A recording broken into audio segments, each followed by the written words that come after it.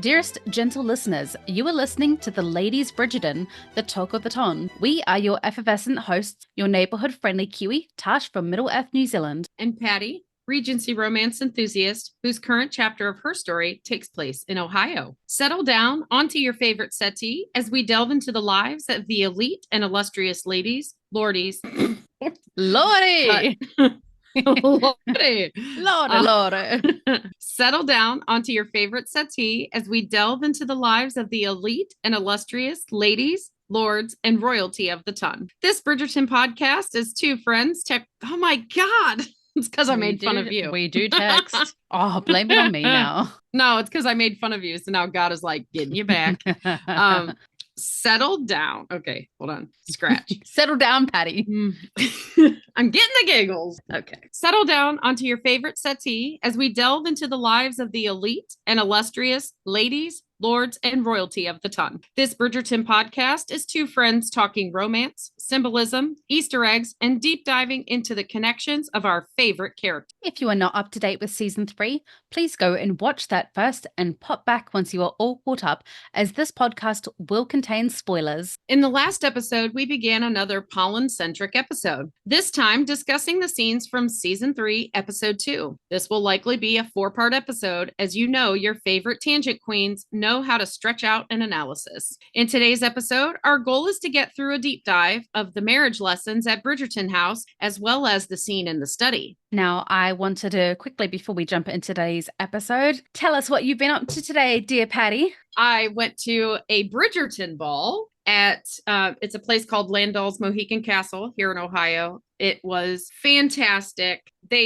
I'm not sure because I know it's on Facebook as Bridgerton Ball. So I think they pay for the licensing of a concept or something, but it was really beautifully done. We dressed up, and I haven't dressed up like that in a long time. I went with my friend, and I mean, it was just wonderful. Like, everybody was dressed up. Everybody was in such a good mood, and they had a lady that was supposed to be the queen sitting there, but she looked more like a lady's maid. Not lady's maid. One of the queens. One of the queen's ladies' maids, with the excess makeup they always have the gray wig. Yeah. And they had a few different places like you could take pictures. They had a place where you could take formal pictures that you could purchase. We didn't do that. The line was always too long. I mean, the table settings were really pretty, and I loved the wisteria from the roof. That was absolutely stunning. It was gorgeous. Yes. So New Zealand doesn't have a cash anything. Bar. We don't have anything like this. So I'm living vicariously through you. Yeah. They had a cash bar, and they had 3 signature drinks. The blueberry fizz thing was the best one. But yeah, that blueberry drink was fabulous. And they had a table set up with actual macarons, and I did get the last chocolate macaron. Eat your heart out, Benedict. Certainly did. And I got 4 lemon, because lemon is my favorite. And I gave one to the girl across from me because lemon's her favorite too. And I took the last. But I'm like, you can have one. But for the meal was stuffed mushrooms was the first course, and then a potato and leek soup, and then a salad, a green salad, and then braised beef with mashed potatoes and green beans. And then the dessert was like a sorbet kind of thing. It's actually a Regency dessert. I can't remember exactly what it was called. It wasn't ice cream. It was like almost like a mix between a slushie and ice cream. Mm-hmm. So it was more like an Italian ice kind of thing, but it had a little bit of cream a shaved in it. Ice? Sort of like a shaved ice, but there's a little bit of cream in it to make it a little more creamier than a shaved ice. It was actually really good. The lemon one was really good. And then they had one that was raspberry syrup, but I don't think the fruit was raspberry. I think it was like little maraschino cherries in it, but it was really good.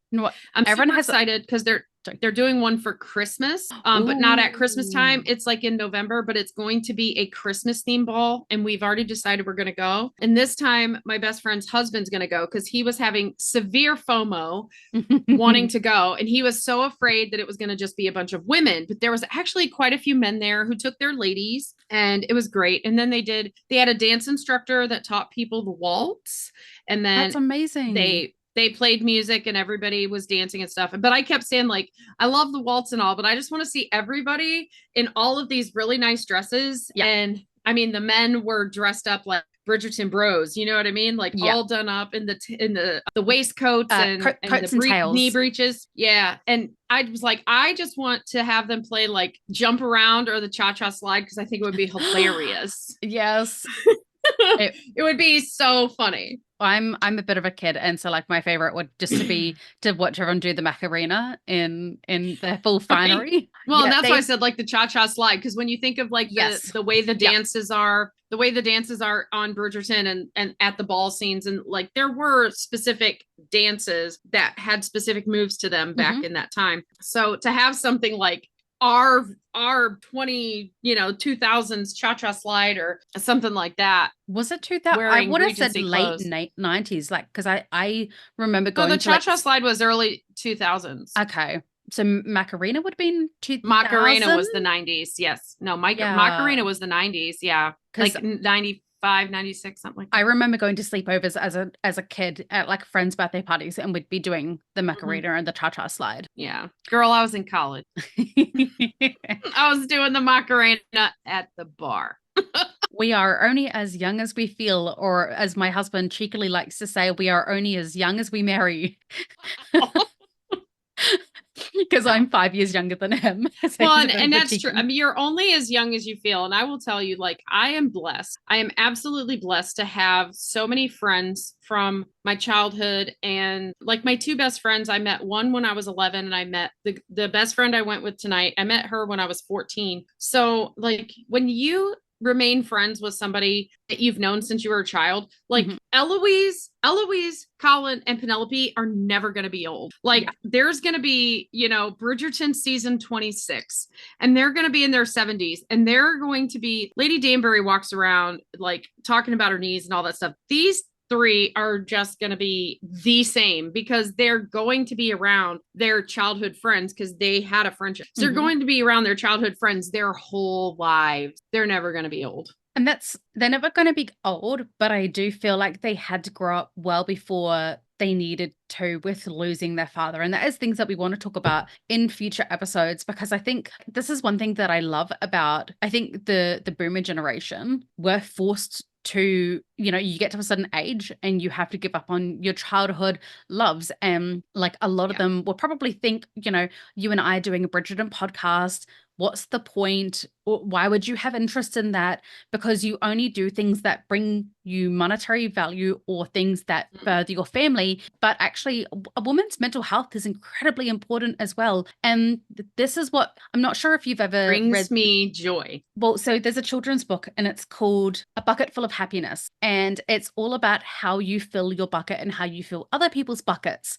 And this is something that fills my bucket. Same. And I think in order to have your bucket filled, in order to be a good mother, a good wife, a good friend, you need to fill your own bucket as well. I say that this brings me joy. Talking about Bridgerton, watching it brings me joy. And if anybody tries to say something about, oh my gosh, Bridgerton again, I'm like, why are you trying to steal my joy?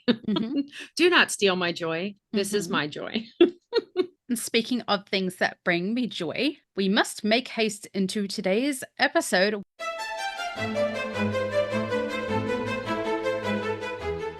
Where we finally get to discuss the marriage lessons at the Bridgerton house. We won't start. I do want to just mention, because it always brings me joy, Colin sitting there waiting for Penelope to come and join him. And he's just living his best Bridgerton bro life as the older brother, playing cards with his siblings. And I love that him and Benedict, even though they're both grown men, that they just sit down and play card games with their siblings, because it reminds me of my childhood growing up with all my cousins and all the grandparents, aunties, uncles, like just sitting down and playing cards. It is like one of the most wholesome bonding experiences. Well, and it's bonding, but it also, this scene gives you so much about all the characters. And Colin, I think the way they speak, when you hear how they're talking, it's all related to Colin because they're kind of side story. But so like Colin is absolutely playing all of them. Yes. And we find this out as he's walking up the stairs with Penelope because he says,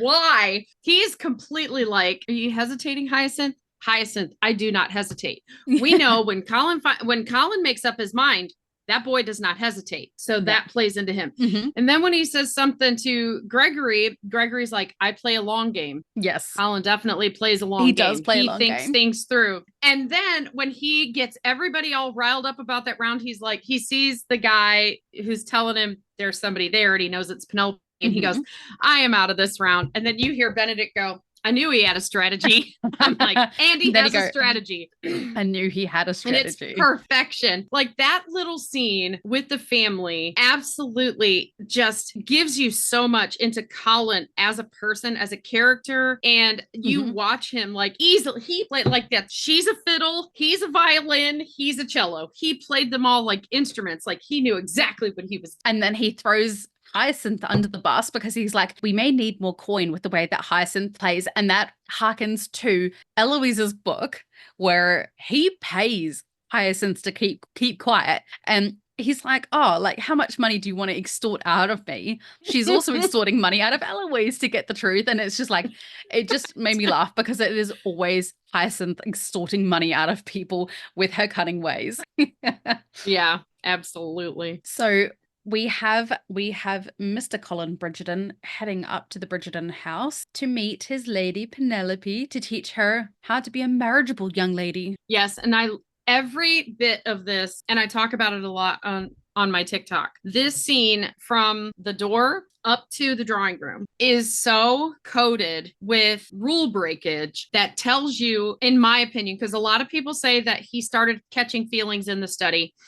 And a lot of people say he didn't catch feelings till the kiss. But this whole segue up to the drawing room tells you so much about him and how he feels about her. Because from the market scene, she said she had felt most comfortable at afternoon teas in Bridgerton house. And we know like his three-step process, like if he was an infomercial today, like my 3-step process would be that he wanted her to realize how awkward she is with other men, realize how comfortable she is with him, and then go, why, Penelope? Why is this the case? And then have them get alone because he really does think this is where she is going to reveal her feelings. This is one of the parts. Okay, you continue and then. Yeah. So he comes up, he's like, I have been eagerly awaiting your visit. Now that sounds like, that's mostly what somebody would say when they show up. But notice he says, I have been eagerly awaiting your visit. And then footman dude, bolt. Like they're not even in the drawing room yet. He's just like, I'm out. That was the one who that was what I was going to bring up because I'm like, he knows. And I don't know why they got rid of Wickham from the book. It didn't really serve a purpose to get rid of him. And they've got Varley. And I mean, granted, they changed her name slightly. Well, they have Miss Wilson. They have Mrs. Wilson. They just don't have a butler. But there's not a lot of butlers at any of the houses because Varley, there's no butler. And they're like rich now from all the scheme money. And they don't even have a butler over at Featherington House. Varley answers the door.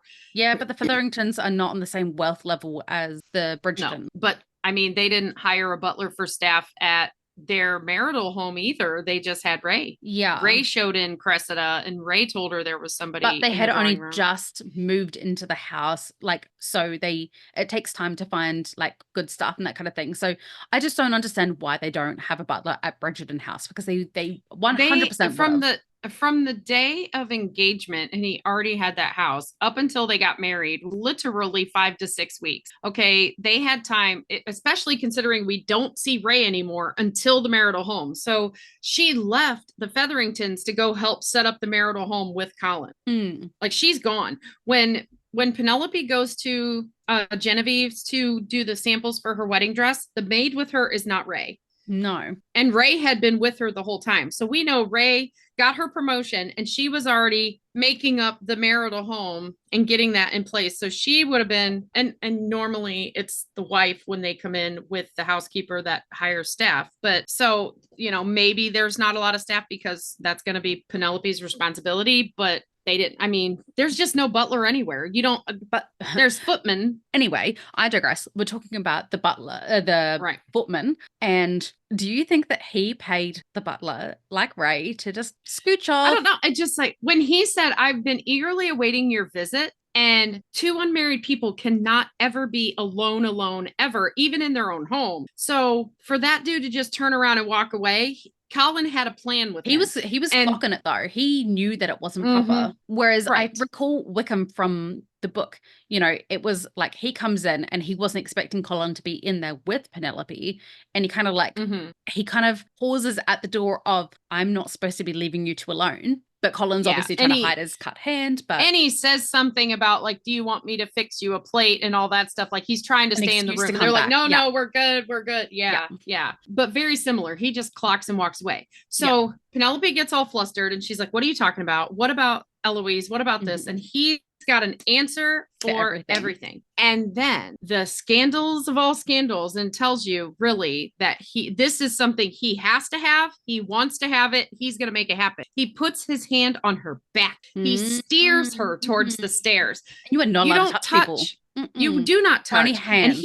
And honestly, I mean, we don't know what their childhood was like, but ever since they were both in society, Colin he's touched her arm, but he has not led her through a room. He's not put his hand on her back. That's some scandal right there. And then my favorite thing ever, how wide is the Bridgerton staircase? We see 4 people come down it in episode 1, season 1. They're going up that staircase, arm bump, arm bump, arm bump, arm bump, brush your arm, brush your arm. They're right in the middle, walking up together. He didn't go walk up to the side. She didn't go walk up to the side. He is right there. And he's telling her his whole plan. Benedict's got to watch the whole spectacle. Penelope's very clumsy. He needs to be close by in case she falls. Patty. They were nowhere even near the banisters, okay? If she'd have fallen, she'd have taken him right with her. Oh, I don't think he would have minded. No, he had already fallen. That's my point.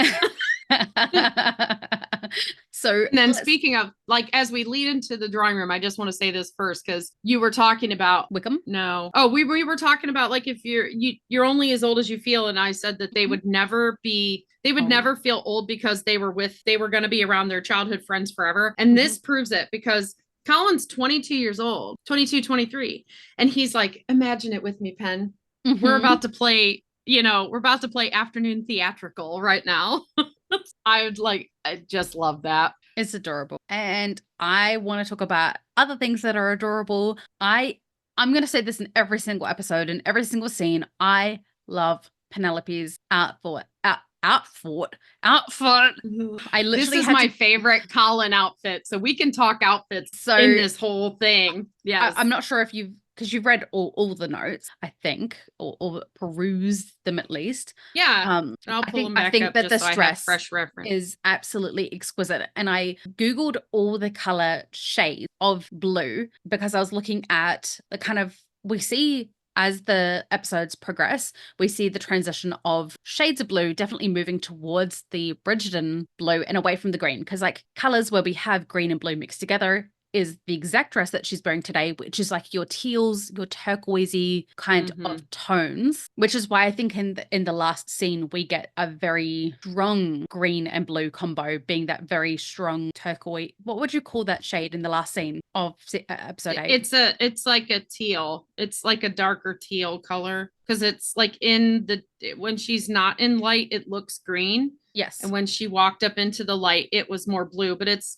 a teal color. But I think those darker tones are supposed to represent strength, because that is why the Bridgerton boys wear the dark colors and the Bridgerton girls, when I say dark colors, the dark blues, the girls wear the light blues because they are soft and feminine and gentle, which is ironic that Eloise wears the light colors because she is anything but. But I love that this is like a teal turquoisey color, which is like a beautiful combination of the Bridgerton and Featherington colors. She is definitely moving. And I love the flower embroidery on it. The embroidery is very complimentary to the embroidery on Colin's waistcoat in this episode. They have matchy themselves. Yeah. And it surprises me because in real life, like when 2 people show up never having talked, and I've told you a story, like never having talked about what they were going to wear, and they show up very complimentary to each other. I'm just going to say the devil in sin.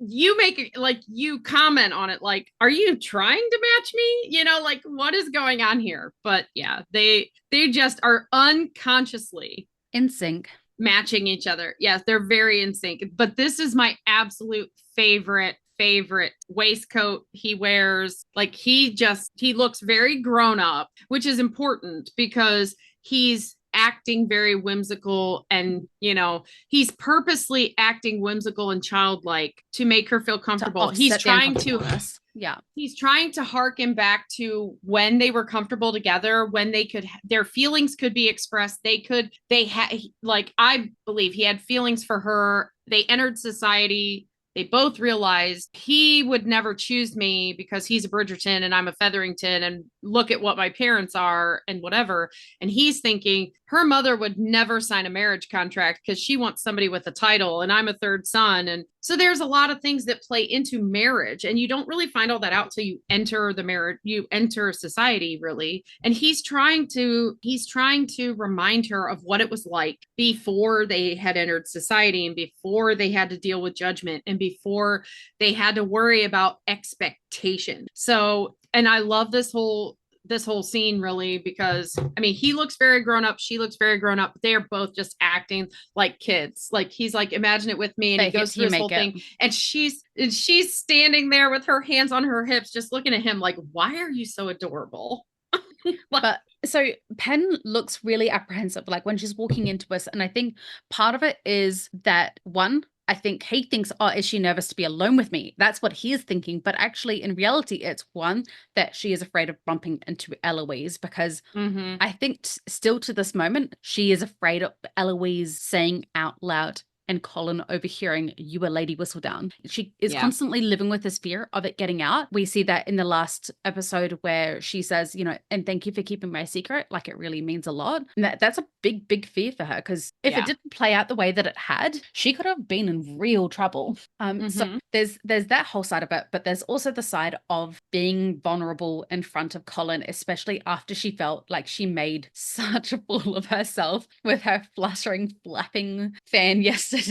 Well, and there's also the awkwardness of they're doing this whole charm lesson thing, and to play this out, she's going to have to say the things she's always express her feelings. But how do I express my feelings in a way where he doesn't think I'm truly meaning my feelings for him? Like, she wants to keep that a secret, because she still to this day is 100% believing that sentence that was said at the end of season 2. So she doesn't want to embarrass herself. And that's why she says she'd be even more embarrassed, because she does know him. Because in all reality, her real sentence was, I would be majorly embarrassed because it's you, and what I'm saying would be the truth, and you would not be taking it that way. And please just let me go home.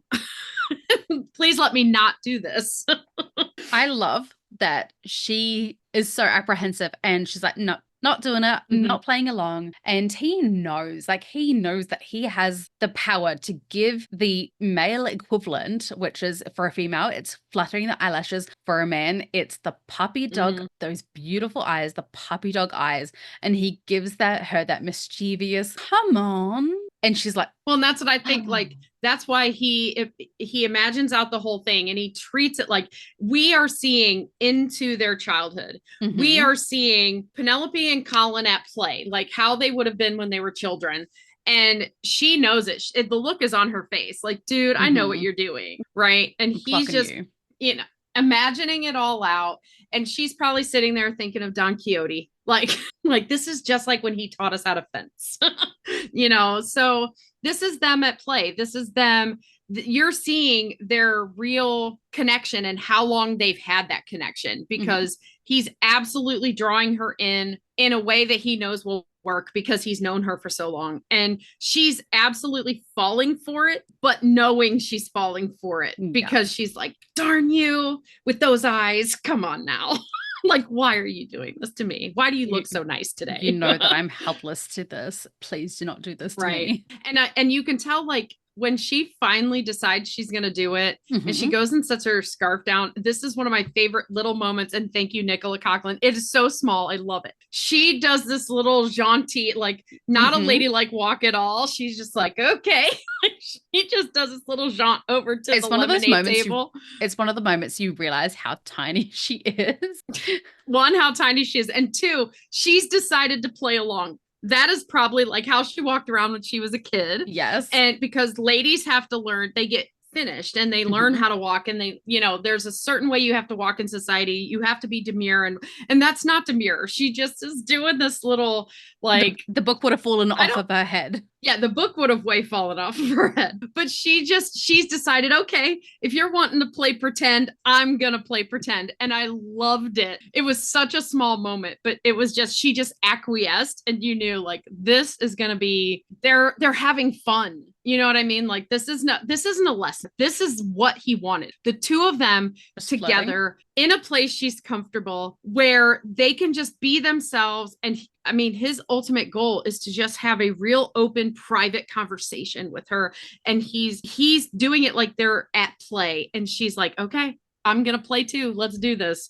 And I love that moment, that little jaunty little step she does. Love it so much. We move into position of them standing in front of each other, and Colin's like, all right, I want to see your skills at work. I'm going to be your suitor for the evening, and it's like, for the evening, sir, you have been her suitor all along. But he is pretending to be her suitor for this moment. As he says it, they're looking into each other's eyes. And I love, this is a blink and you miss it kind of a moment. So people, if you did not acknowledge this in the original watch, as he says to her, or your 5th or your 10th, as he says to her, like, what would you want to say to me if I were a suitor? And immediately he knows that, for one, anything that she says from here on out, like, she is well-spoken, she is eloquent in what she says, and she is genuine. He does a gulp in anticipation for, it is like, I am dying for these words. I went away for months at a time and I had no words from you. Yes. And this is like the first time that he gets,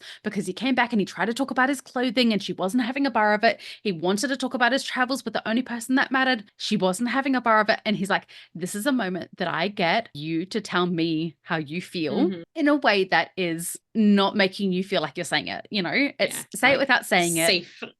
Quote unquote safe. The gulp that he does of anticipation, the little dance of courting without courting that they are doing right now, is just delectable. And I love it. And it's so delicious. It is so visceral. Like, there's so much, it's like real electricity. Like, oh my gosh, like, what she's feeling, and she's just like, okay. And speaking of like his line where he says, like, because she has just said, forgive me. It's just that, I know I can be amusing. I know I can be clever, but sometimes, my character gets stuck between my heart and my mouth. And sometimes I say the wrong thing, or I don't say anything at all. And I think that's the important line into what he says. I don't say anything at all, because we know she's not said her feeling. And I think he does recognize they're probably there with all of the hand holding and stuff. Like, when he held her hand in the apology scene, he was checking, like, he was gauging connection. He knows it's there. And when he saw her gulp and steel herself before she said friend, like, he knows. I really believe he knows. And he is, when she says that, like, or I just don't say anything at all, he's like, forget about wrong or right. That is F society. Forget about the rules. What would you say to me? Throw away the line. If I were a suitor. He even looks down when he says it. He doesn't look her in the eye, which is important, because when Colin is keeping something from you, he shifts his eyes away. So he shifts down. If I were a suitor, basically just say whatever it is you're going to say to me. And then she pauses. He realizes she's doing. She's going to say something true, not something, not a throwaway compliment. It is from the heart, and he knows that he is about to be struck by Cupid. He's going to feel it all. Yeah, he knows he knows this isn't going to be, because Penn can't fake it. He's already figured that out. He had her flirt with other men to see if she could. She can't. She's awkward as all get out. So he knows, and she's comfortable with him. So he knows whatever comes out of her mouth is going to be true. Whatever comes out of her mouth is going to be genuine. And when he sees that she sets herself and she's just looking at him, and you can see this transformation over him. Like, in his head, he's going, oh my Jesus, this is it. This is it. This is it. This is it. And then he does that little gulp. His eyes get a little bigger, which of course is why she focuses on them in the first place, because he's like, oh my God. And then she says, most iconic, Compliment. serious, Yeah. like it's a compliment. You can't even say it's flirting. She's not flirting there. That is absolutely like he wanted to take her over to the settee after that line. But he gulped the lemonade instead. I mean, when she's just like, you have your eyes are a remarkable shade of blue. Like, And what they do you do with are, that? Like, he's like, what is it? Your eyes are the most remarkable shade of blue, and they are, and they shine and they even brighter when shine, you are kind. and they shine even brighter when you are kind. I mean, it's way better than blue pools for sure, Colin. Well, she's been writing a heck of a lot longer than him. He picked up journaling because he wasn't able to write to her. So he's only been, aside Dude, from letters, when you've and she said his letters been in the were Greek and Cypriot Mediterranean waters, and that is the best reference you got. You did us dirty, right. sir. Well, and to be honest, he didn't actually say them. His mouth never moved. I'm just It editing. was a ghost.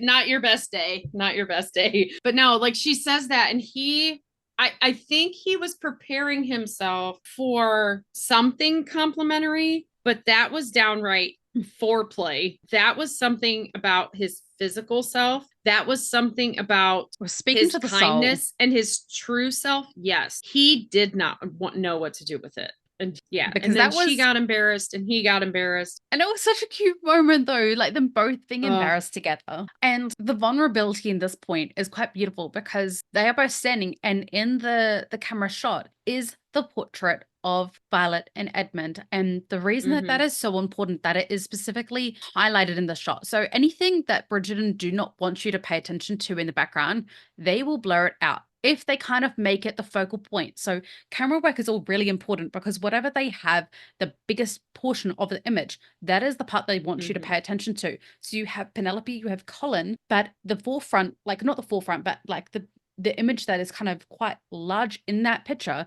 is the portrait of Edmund and Violet. And it is supposed to be this beautiful symbolism of this is history repeating itself. Colin is the most like his father in the way that he is so openly loving. He is so kind. He has this beautiful friendship that is now blossoming into something more with Penelope. And that is very much the love story of how Violet and Edmund came to be. And I know they've already changed it from the book, and that's fine. Like, as long as I still want to have more snippets of information of how they met from the series perspective, because it's cool. Mhm. Even if we never get a mini series, I just want just little tidbits as we go, and I think we may get that as she starts courting or seeing whatever we want to call the Regency Yeah. thing with Marcus Anderson. I hope we get a little bit more flashbacks of Edmund and Violet. Ideas. Hold on. Is this a pause moment? No, put a pin. Put a pin. Yeah, I will bring it up later because something you just said triggered me to thinking something that's in a book that we don't see play out the way we want in this season. I think they're going to play it out through that story, actually. Mm.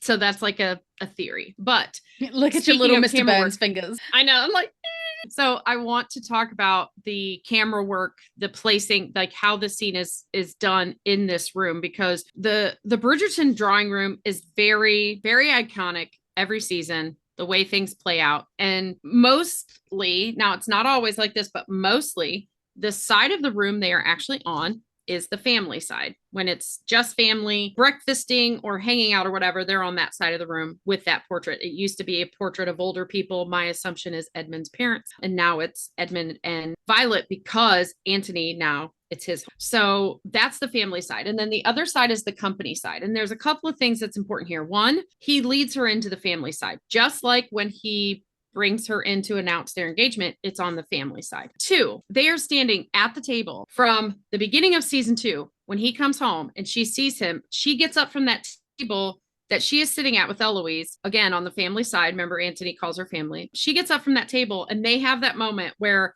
it's awkward. What do we do? You know what I mean? Like, that's like, I don't think it's unintentional that he brings her back to that same spot, because I think, especially when he brought up at the races how we didn't get a chance to talk this much. I really believe after the letters, and I keep saying I really believe, I feel like a preacher at this point. I really believe he came back from that summer with those letters and he wanted to explore, like Marcus Anderson talks about, let's explore this at some point. He wanted to explore these feelings her letters were making him feel, but then Eloise is always in the way. Eloise is in the way there, because she was talking to Eloise and Penelope was so excited to see him. She just announced to everybody that he was there. So they didn't even get a little moment there. And then, Colin. Hyacinth and Gregory came in. But the whole rest of the season, Eloise is just in the way all the time. Not to say anything bad about it, Elle. You had your own stuff going on, but like you didn't read the room and give them 5 minutes like Book Eloise did. Book Eloise left and shut the door. Just gonna say. She gave them a few minutes and she shut the door. She was a very nice sister in the book. I think it's important that they're at that very same spot where he wanted to have that original conversation, whatever that conversation was at the beginning of season 2, important enough for him to mention it at the races. Like, we didn't get a chance to speak this morning. They're in the same spot. And he's finally getting to have this intimate moment with her. And we know that we know emotionally intimate. Yes, there's a lot of scenes mirrored because this season. They repeat the scene of Penelope and Eloise on the same settee or lounge or chase or whatever it is from season 1 to season 3 to show that it's all back to normal. So they do. And the wave from season 1 when Eloise is leaving and she's standing with Colin at the end. That's Eloise puts her hand up a flat wave, and then Penelope does her side wave. That's the very same from season 1. That's to let you know their friendship is back to good. It's technically not the same settee though, because at the end of season 3, they're in Featherington House. Yes. But it's the same imagery. The exact same demeanor. Yeah. Same imagery, same demeanor. But I think it's important that they're in the exact same spot. He's wanting to have that conversation. He's now been wanting to have for almost 2 years, definitely well over a year, wanting her to say things because he knows, I think he knew at the end of season 1, he figured out from the letters what it was she was about to tell him. So he's trying to get her to be brave, to have her say her feelings, because he can't do it, because it is inherently impossible for Colin to put himself first. And if he expressed his feelings first, he would potentially be making her uncomfortable if she didn't have the same feelings back. He would hurt her feelings in a way because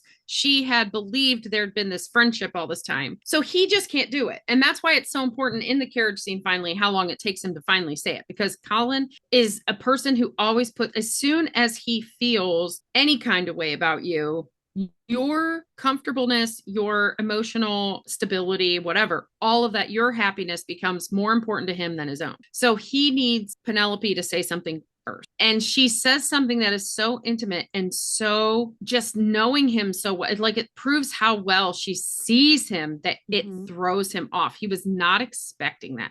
And he was expecting more like in the carriage of, I want to be more than friends. Yes. Or something along those lines, something, even if it was something flippant, like, more like his fake charm business he was teaching her or whatever, then he could have worked with that. But he was just not prepared for. I did not see you there, Right. Or I'm not much for idle gossip. Like he would have, he knew it wasn't going to be that because it was just the two of them in Bridgerton House, but he was not prepared for this girl knows what my eyes look like when I'm kind.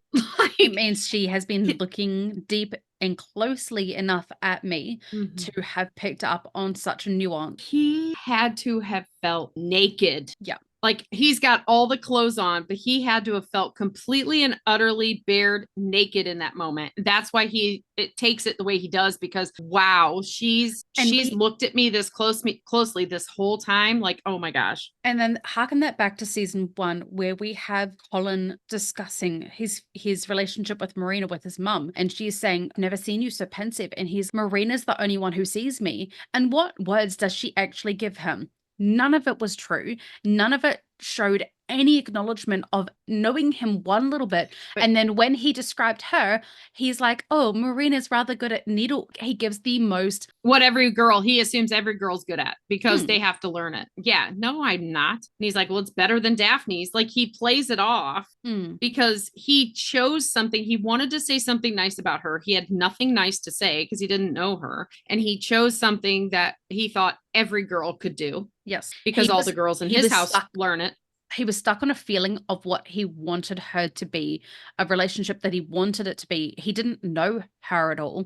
He just wanted the relationship side of it. Is, the girls who get married because they want the wedding, not the husband. It was kind of like he wanted the happily ever after, or he wanted the purpose. He wanted that side of it, not the girl itself. She was just the one who was the vessel for that dream. Yeah, what he wanted out of Marina is he made it so complicated because he knew as soon as Penn said she needs saving, he jumped in and saved her. And that was absolutely on the real feelings there were going on because they were talking about Lord Trowbridge, the baby. Those were real feelings. He ran with those feelings and transferred them to Marina because Penn, who he has these feelings for, suggested she needed saving. And in this moment, he knows this is a girl I cannot have. So he transferred all of that, all those hopes and dreams onto this person. He didn't bother getting to know her. Yes, he was at her house all the time, but what did they talk about? He brought her stuff. She was always excited to get it no matter what it was. And he even called out, like, you just always like whatever I bring you. And I honestly I just saw an edit Penelope's the one. Penelope's the one who calls out Marina doesn't even like flowers, and she's like, tomatoes, because he said he'll bring a tomato plant, bushel of tomatoes. Well, and that's the thing. Like, I want to bring up, I just saw an edit where people but are it's talking like Marina knew them both better than they were. They want funny Colin back because we didn't get a lot of funny Colin in season 3, and they edited together all of his stuff. Like, what did somebody die? And have you been to a farm, Elle? And we're gonna take our sticks out, and the line about maybe he's still at the altar waiting for Edwina. Like all of his sarcastic humor. But that's why I think like Marina was not real, because he was like, oh, you are always so like you're so into whatever I bring you. I'm gonna have to really test this and bring you some tomatoes. Like that's total sarcasm. Yes. Sorry. Well, so my whole point of bringing up the whole Marina side of it is that all the words that she ever said to him were superficial, were fake. And I think in the moment where Penelope brings up something so genuinely insightful of his character, of his kindness, of his physical being, it is such a beautiful compliment. And people could say, oh, well, it made him uncomfortable. But it's not that it made him uncomfortable. It made him uncomfortable with how deeply she saw him and the realization of how little anyone else has ever seen him in that light. Yes. But I will say he's always known that she has made him feel seen, because when his mother tells him in season 1, like, I've never seen you so solemn and serious. And he goes, well, no one takes me seriously besides Marina. He does that eye shift down. Like, he can't look her in the eye when he says it. He's not saying and truth, he knows there's somebody else, but he can't tell anybody that there might be feelings for Penelope because of her family, the want of connection, how vulgar they are. The man's got so many debts. I mean, he's got debt coming out of his ears. Like, there's so many reasons he believes that his family would never allow that match. And especially the way Anthony had been that whole season regarding all of the men he kept from Daphne. Like, I mean, that really had to be hard on Colin, watching like, oh, you're saying a second son isn't good enough. I'm a third son. Oh, you're saying that you don't want a poet, and you're describing Benedict. Like, honestly. But then he says his brothers are upstanding. It's like, you just described both of them. And Colin had to hear all that over and over as these girls were being trained about what they had to look for in suitors. Yeah. That he really believed Penelope was the most eligible. It's important that he says that, and we know he feels that way. She's the most eligible. So if he believes she's the most eligible, why in the world would he be able to pursue her as a third son with nothing to offer? Nothing to offer except a trust fund. And he does have money. This is a scene that we get from the books, and it really truly explains. And it's one of the times that we see Penelope like dig into Colin in the books, and he's annoyed by it. And I'm like, get him, Penelope, because he's being a spoiled little brat. He is basically saying that he is so like, and this is. They allude to this a lot in the season, his sense of purpose, his lack of direction. But in the books, he said, oh, I've been given a piece of land that I manage from my brother, but that is not something that I have earned. And he essentially says, I have nothing because I have not given anything. I have not earned anything myself. It has all been given to me. I have no sense of purpose that I've earned or achieved on my own. And that I know that the books in this series are two different entities in entirely, but they allude to it so much in the series that I think we can definitely take these parts from the book to help explain that drive for a purpose, because it directly relates to him not feeling worthy of Penelope. Bonds So over we're going to beyond. pretend like we didn't just go on a 45-minute non-Bridgerton related tangent off microphone. So we're going to try find our place again. Basically, from the Like, moment I don't where even know what was the last thing you said because I read that message. So it doesn't matter anyway. So but basically, Penelope has told Colin he has the most beautiful two blue pools that he's ever seen. He gets a bit awkward. She gets a bit awkward. He drinks the lemonade because he guzzles that lemonade. he is thirsty. And then what Ah, happens? Story of the bloody century. Eloise Eloise. arrives. This And couple cannot again, catch a break. and again, another, like, absolutely love this moment because of their height difference and because it just shows how these two have known each other for so long. That this plays out very rom-com. They used rom-com as the kind of, how this was going to play out. But when she's like, Eloise is here, and he's like, you can hide in the study, and he runs, like, he doesn't, I mean, he's not running, but his legs are longer than hers.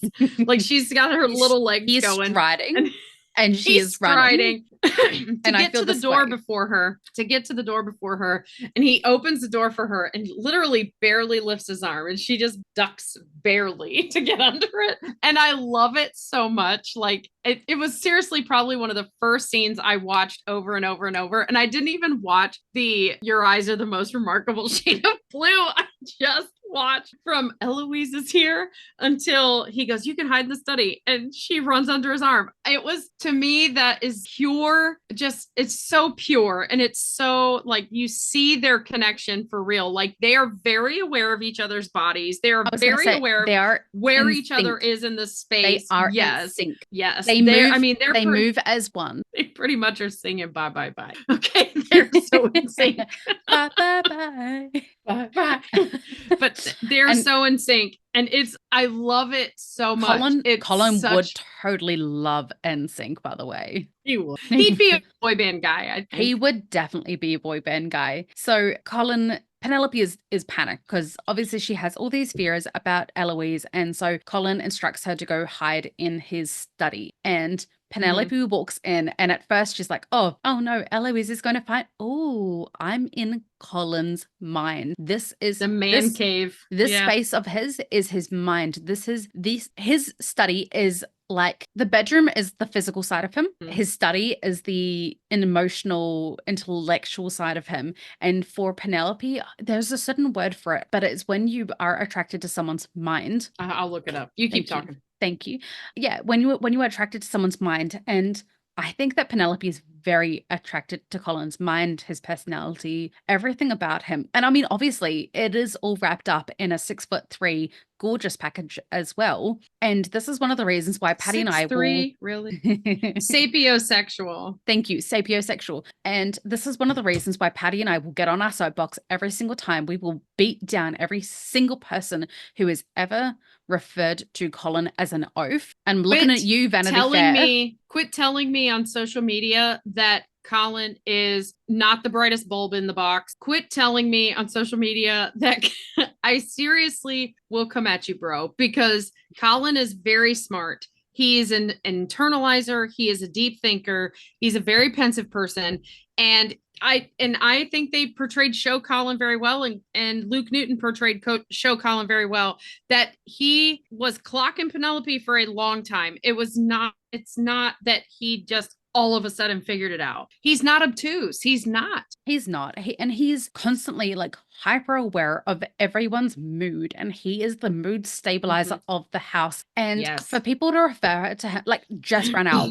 I don't know how to write his character. We have Vanity Fair doing the Bridgerton podcast, Calling him calling an him oaf. an oaf. Yes. Are you By the kidding way, me? oaf is stupid, awkward person. I looked it up. And then we have even Luke Newton being a little bit self-deprecating, calling himself and Nicola like nerds or awkward or, you know, all those kinds of things. And it's like they do not see absolutely how amazing Oh these no. characters are. Oh no, they're super nerdy together, and that's awesome. Being a nerd is okay. Being a dork is okay. Like I But grew up in the time where it was not cool to be a nerd or a dork, and I'm absolutely embracing that right now. If you embrace your nerdy side, they are both nerdy. They are nerdy for words, okay? Words matter. They love words, and I seriously can't wait for a scene. Season 4 need to have it of them writing together. Mhm. And like we've said, we want them to write a smut book together because I'm reading the journals and Colin writes some smut. So And I want to see them writing together and choosing words and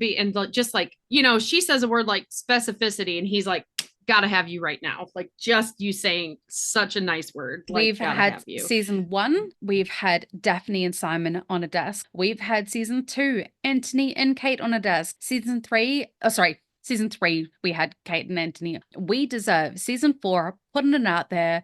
The 2 writers need to be writing and enjoying themselves some desk work. But yeah, there needs to be some desk work. So you can tell how viscerally that Penelope is affected. And this is why I think season 4, we're going to get this desk scene, because Penelope is having a visceral reaction. She is walking into this room. She is around. She is stroking his jacket because it is like a part of him. And then she stumbles across. The only thing she needed to do was pick it up and smell it. And it would have been like, because there's something seriously, and every girl out there at some point in their lives has had their boyfriend wear something that they then, you know, they are going to be away from them for a while and they have them wear something to bed or something like that. I'm like, I need your smell. Like I need your smell so that I could put it on my teddy bear and I could go to sleep and have a good night's sleep or whatever. And like, I was just with like, she was stroking his jacket, his coat in such an intimate way. Is she going to pick this up and smell it? Like, honestly, I was waiting for it. I thought he was going to, but she did. I thought he was going to walk in with her, like before I saw that. I thought he was. No, I thought he was going to walk in on her, like sniffing it. Sniffing it? Like, what are you doing with my coat? Sorry, I just thought she did worse. She did worse. Instead of smelling his coat and getting the essence of his smell, she turns and gets into his mind. Yes, and Patty is going to fill you in. And we have this scene from the book. Okay, so in the book, it describes exactly Penelope's thought process.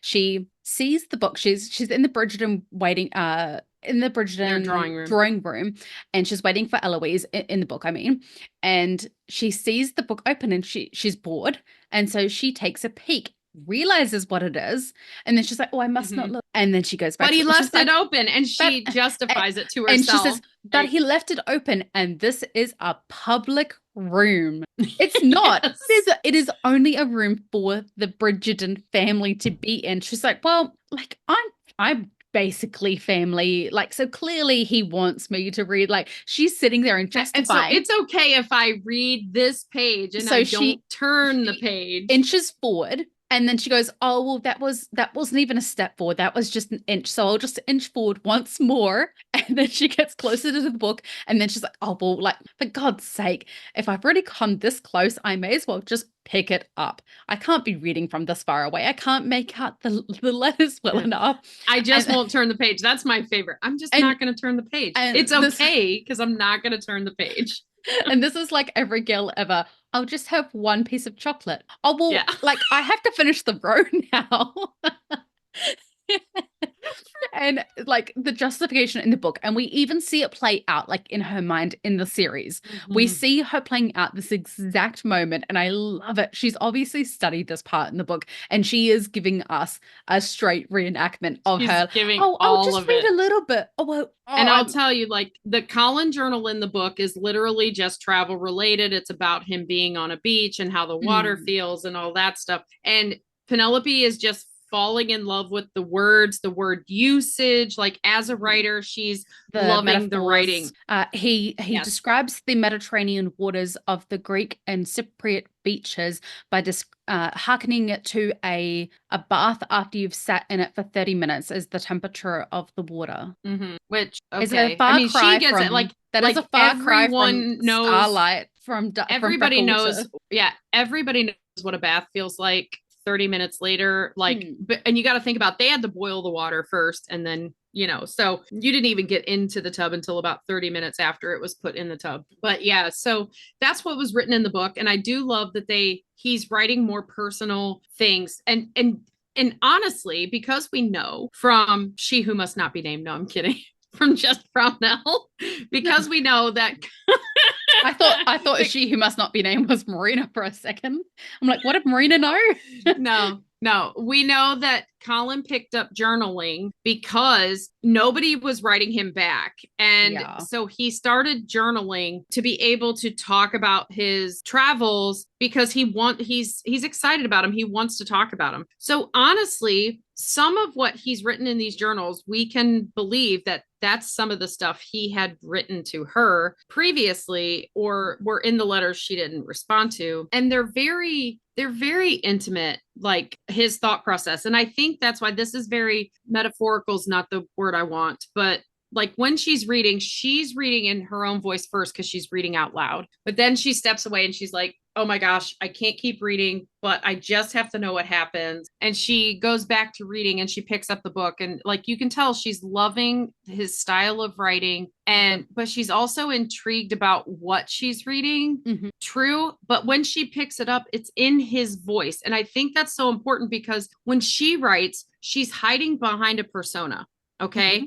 So she is real in real life. She is genuine in real life. She can't be fake in real life. In her writing, she is put in a persona. But when you have Colin, though, who's put on a persona in his real life, his public persona is not who he is. She knows who he is. His public persona is the fake one, but in his writing, he can't fake it. He is so genuine in his writing that we immediately hear his voice because we don't hear Penelope's voice until she has accepted herself. And then we hear her at the end of season. So she immediately hears his voice. She knows this is his genuine thoughts and feelings.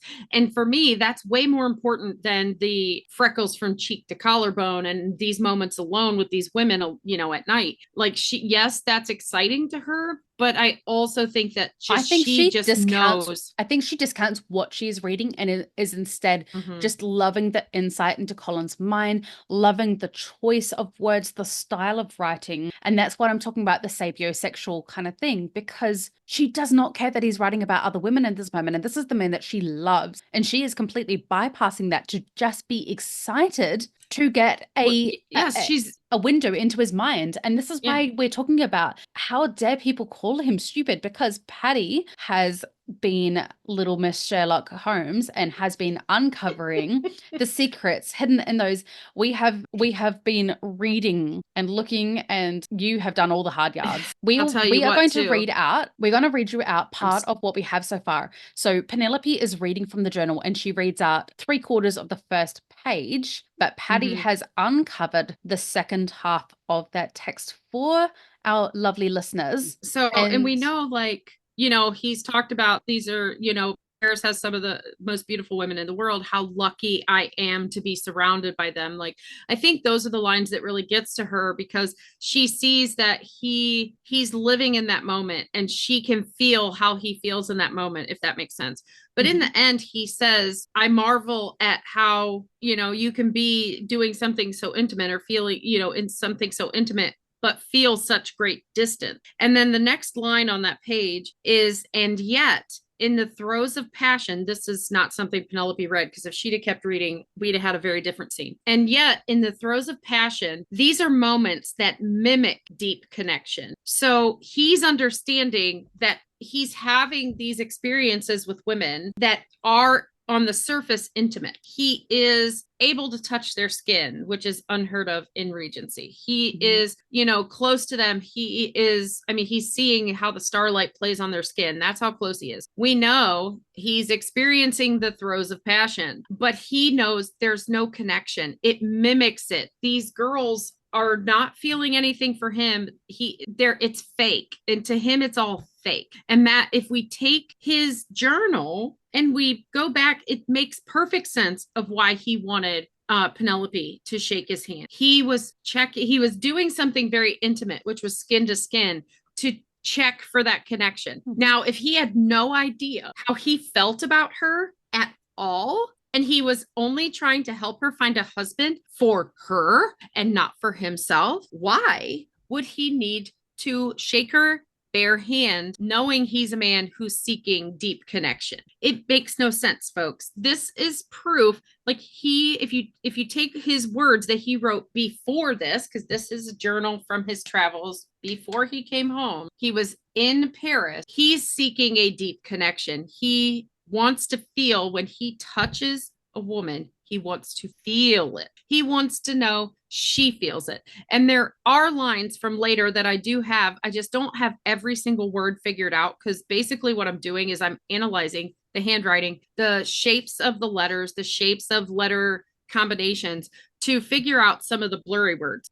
And there is stuff later where he talks about that it's all just, it's things he's learning about women and what he's learning about women, but and he's learning that the key to being physical with a woman is to be in tune to his partner. And the fact that he looks directly in her eyes when he shakes her hand, when she officially clasps his hand and they're holding hands, because that's not even a shake. They put their hands together and they held. There's no shake going on. And he looks at her. We visibly see her steel herself. She kind of gulps a little bit, and then she says, friend. He has clocked all of that because he has learned to be in tune to his partner, be in tune to the woman in front of him, to see if there's a connection. He knows there's a connection. And he's absolutely in this. I don't want to say in this for himself, because he wants whatever Penelope wants, and we see that in the willow tree scene, but ultimately he wants to be the husband in the end. And let's just to give our listeners a little snippet of what is to come. Basically, that second page is just smart. Colin's already writing himself a smart novel. It's pretty explicit from what we can tell so far. But it's also foreshadowing, because everything on that second page so far that I've eked out is stuff he's ends up doing with Penelope. And for those, like we just talked in the last episode about how the brothel scene was done in such a way that's perfect for people who want to believe he saved a part of that intimacy for Penelope, like for the woman he loved, and he wasn't doing everything with the women in the brothels. But then there are people, if they want to believe that he has had the full education, they can believe that. But for me, the journals very much tell the tale that he started engaging in this behavior to learn about women. He wanted to learn how to please a woman. That was his main goal, not his own release, because there is nothing. I have found nothing so far on that page in everything he's talking about. And he even talks about treating those women with the utmost tenderness. So he's talking about treating these women who are working women with kindness and stuff like that. So like his goal wasn't going in there and to get his own rocks off. His goal was to learn about women and to learn how to please women and to give. He wanted to learn how to give properly. Like he very much is giving Casanova vibes in these scenes. Let's move on, because we are surprise, surprise, well over an hour at this point. Okay, Colin comes in while she's reading. Yeah, so Colin enters the room to see Penelope, journal in hand, red-handed, and he is immediately mad because, for one, he knows what he has written in those journals. Two, she's reading something that makes him feel incredibly vulnerable, because his written word is, and he knows that she is an avid reader. So he's very, very self-conscious, but at this moment, he doesn't show that. He shows anger initially, and it quite frightens Penelope initially. Like she is like, oh no, Yeah. I'm caught. And part of that's a vulnerability for her as well, because she's like, oh no, he's seen me snooping because I need to know everything about Colin. What if he realizes my feelings for him? I think a little bit of that plays in as well. Well, and I feel like it emotionally dysregulates him because he just was stripped bare by her in the drawing room Yes. with the eye comment. Like he knows she sees him in a way he's never been seen before. And now she basically took a dip in his brain. And he's so worried Girl, about he doesn't know what page she did not dip. That was a full-on paddle. She cannonballed up in there. No. So she took a nice long swim. But he doesn't know what he's probably sitting there racking his brain. What page did I leave that open on? What, oh my gosh, what did she read? Some journals I'm working on for episode 4 really help you understand too how he feels about these experiences, that he is definitely thinking very differently about them later. So he is very concerned with what she read. He's worried about if that's going to change how she feels about him or thinks about him at all, because he does value her opinion so much. He's not thinking about his writing because he doesn't think about his writing as writing. It's a journal. He always calls it a journal throughout the whole season. She always calls it his writing. And that's important because she is the one who elevates it and makes him think of it different. So at this point, it's not even like, oh, what's she thinking of how I wrote? He's thinking, what in the world is she thinking about what I wrote? What did I write? And he's like, this is not for anyone else's eye. Nobody's supposed to see this. And then that's when, so he's so emotionally dysregulated, he ends up breaking the lamp. And I must say, this is one of the scenes that I'm not happy with the editing. And when I mean editing, I mean they cut this scene a little bit short, that Colin literally cuts his hand, and before he's even like he's still in the middle of exclaiming at the pain of it. And Penelope's already, Colin! And it's because they've cut this scene within an inch of its life, that they've cut those two moments just a little bit too close, because if they haven't, that would mean that Nicola Coughlan was already saying the line before she was supposed to, and I just don't see that happening. And you can tell Penelope's clairvoyant. Hyacinth and Penelope, the seers, they can join a little seers club. He's like, damn Colin, like it's so fast. It is so fast, and it's definitely the and her gloves are already off. Like you see her take off one glove to get her other gloves already off. Like when did that happen? Yeah, so it was definitely some poor editing that went into the scene, but I love it anyway, so I don't really care. But Penelope rushes forward to tend to him, and this is the moment where she realizes that it wasn't actually anger that he was exhibiting, it was vulnerability, and the fact that he is incredibly vulnerable about the fact that she read his writing, and that he knows that she is a reader, an avid reader. He knows that she's incredibly intelligent, and he values her opinion so highly that for her, of all people, to read something that's so intimately his own thoughts it is a vulnerable moment for him. And I love it, because this is one of the moments of deep connection. And that's one of the reasons why he holds his hand back and she has to ask to please let me tend to you. Yes. Because he doesn't want to make a connection right now because he feels so dysregulated and so exposed and so vulnerable.